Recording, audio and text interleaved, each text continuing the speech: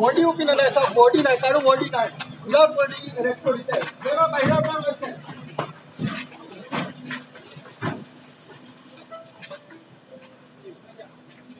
চাওক জোৰজবৰদস্তি আনিছে কাৰো বডি নাই চাওক বডি কাৰো নাই এনেকে এৰেষ্ট কৰিব নোৱাৰি এইটো আইনৰ বিৰুদ্ধে হয় চাওক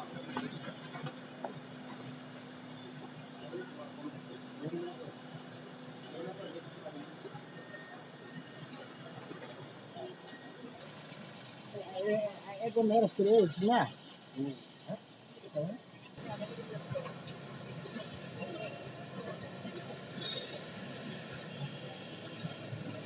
মই ৰিতম সিঙৰ মাকে কৈছোঁ মই অসম ৰাইজক অলপ ৰিকুৱেষ্ট কৰিব বিচাৰিছোঁ মোৰ ল'ৰাক ইলিগেলি মৰিগাঁও পুলিচে এৰেষ্ট কৰিছিলে তাৰ পৰা যোৱাকালি আমি হাইকোৰ্টৰ পৰা বেইল পাইছোঁ হাইকোৰ্টৰ পৰা বেইল পাই পেলাই আজি আমি আমাৰ ল'ৰাক ৰিলিজ কৰি লৈ যাব বিচাৰিছিলোঁ কিন্তু মৰিগাঁও জেলৰ বাহিৰৰ পৰাই আকৌ পুলিচৰ 4টামান গাড়ী আহি পেলাই জোৰকৈ তেওঁক টনা আজা কৰি পেলাই টানি দেউতাক আছিলে লগত মোৰ দেউতাকক পেলাই দিলে তেওঁলোকে তলত দেউতাক পৰি গ'ল তাৰপিছত তেওঁ বেমাৰী মানুহ হাইজেক কৰি পেলাই ল'ৰাটোক কোন থানাত লৈ গ'ল কি কৰিলে আমাক একো নক'লে আমি ইমান কৈছোঁ যে আমাৰ ল'ৰাক ক'ত লৈ গৈ আছে আমি জাষ্ট বেইল পাইছোঁ হাইকোৰ্টৰ অৰ্ডাৰৰ মতে আমি ৰিলিজ অৰ্ডাৰ কৰাই পেলাই তেওঁক উলিয়াই আনিছোঁ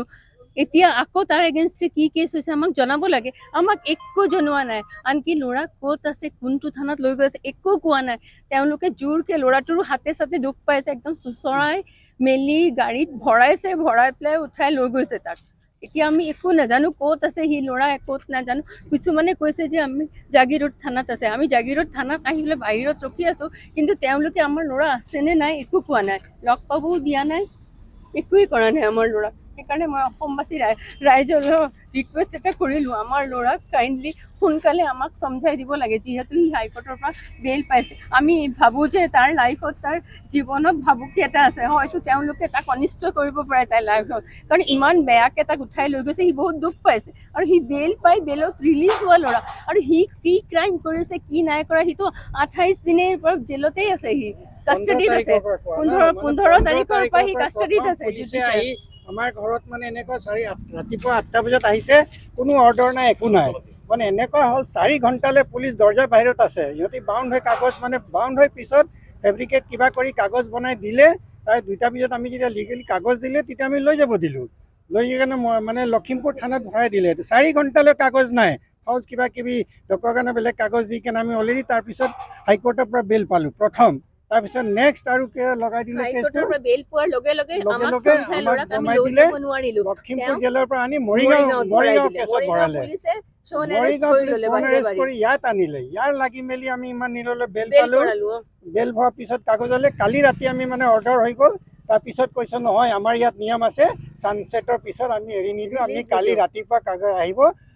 9টা বজাত আহি কালি লৈ যাব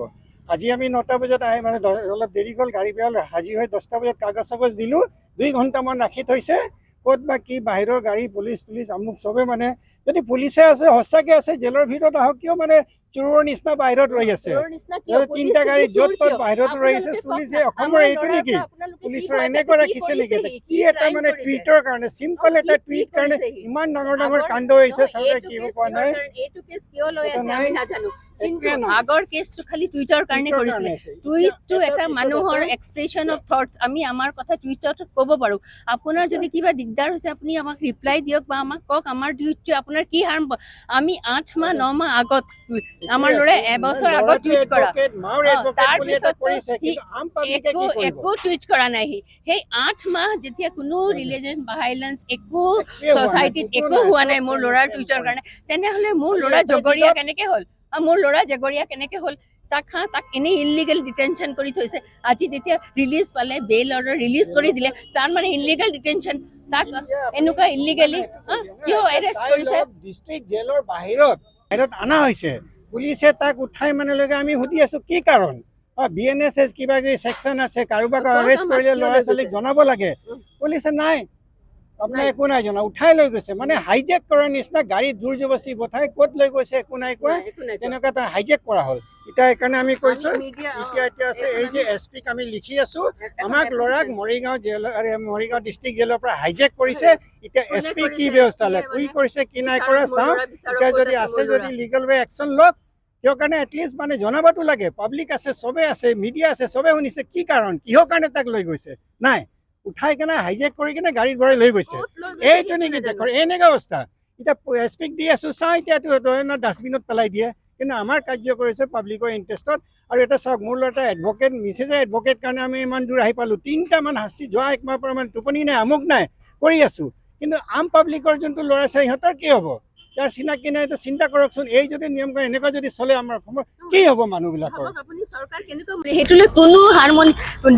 নষ্ট হোৱা নাই অশান্তি হোৱা নাই ক'তো একো হোৱা নাই এই 8 মাহ 9 মাহ এবছৰ আগৰ টুইট সেইটো লৈ মই কেনেকে জগৰীয়া হলো যে মোক আপুনি 9 মাহৰ পিছত সেইটোৰ কাৰণে এৰেষ্ট কৰিছে আৰু কিয় এৰেষ্ট কৰিছে মোক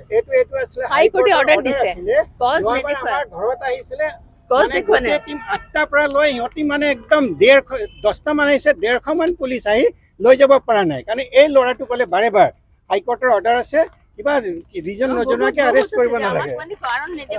এই কাগজটো এইটো আছে হাইকোৰ্টৰ অৰ্ডাৰ সেইবোৰ মানি কেনে এতিয়া কি যে ৰাজ হৈ গৈছে এনেকৈ মানে পুলিচে হাইজেক কৰি লৈ যোৱা অৱস্থা হৈ গৈছে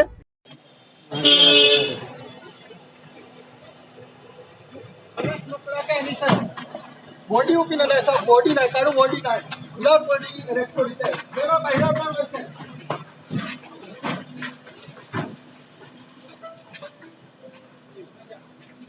চাওক জোৰ জবৰদস্তি আনিছে কাৰো বডি নাই চাওক বডি কাৰো নাই এনেকে এৰেষ্ট কৰিব নোৱাৰি এইটো আইনৰ বিৰুদ্ধে হয় চাওক